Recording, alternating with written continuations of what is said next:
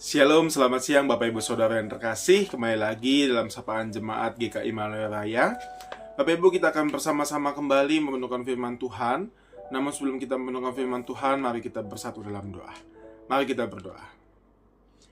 Bapa yang Maha Baik, kami kembali Tuhan pada hari ini bersama-sama mendengarkan, membaca firman-Mu, serta Tuhan kami akan bersama-sama menghidupi firman Tuhan dalam kehidupan kami. Oleh karena Tuhan, tuntun setiap kami dalam kami merefleksikan firman Tuhan dalam kehidupan kami, ya Tuhan.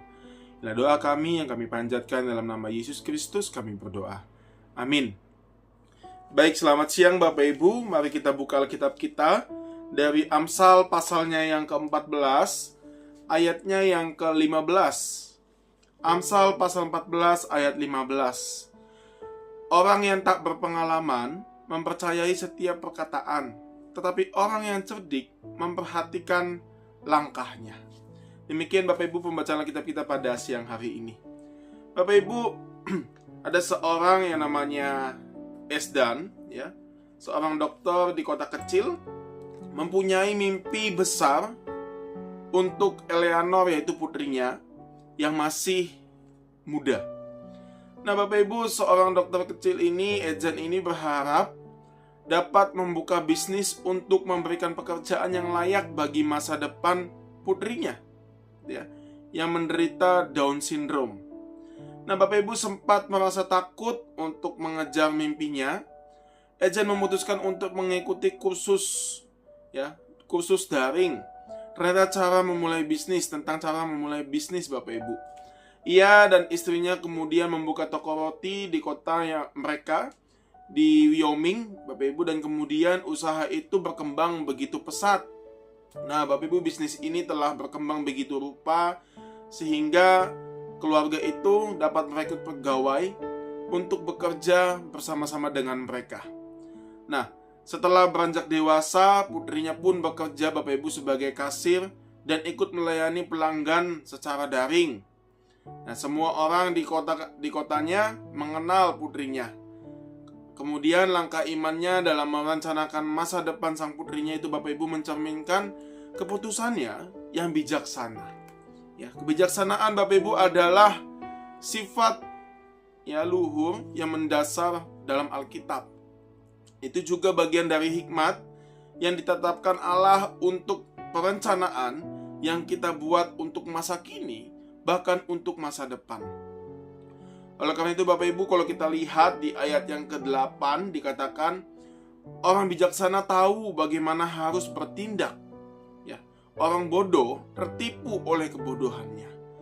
Daripada Bapak Ibu mengkhawatirkan apa yang akan di masa depan atau tidak melakukan apa-apa, kemudian orang yang bijaksana adalah terus-menerus mencari hikmat Allah untuk merencanakan masa depannya kelak. Kebijaksanaan Bapak Ibu berasal dari kata Latin, yaitu adalah prudentia, yang berarti pandangan ke depan. Amsal tadi juga berkata orang yang tak berpengalaman percaya kepada setiap perkataan, tetapi orang yang bijak akan memperhatikan setiap langkahnya.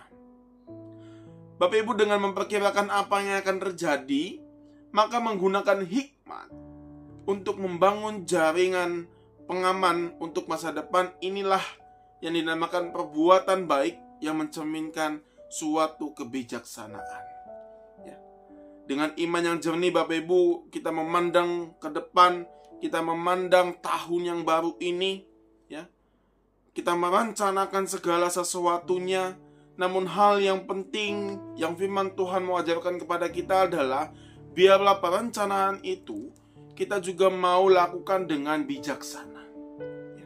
Kiranya Bapak Ibu dengan iman yang jernih tadi, di dalam kita memandang masa depan kita, memandang ke depan hari-hari esok yang akan kita lalui, pekerjaan-pekerjaan kita, kiranya kita dapat hidup penuh dengan kebijaksanaan dan melangkah bersama-sama dengan Tuhan.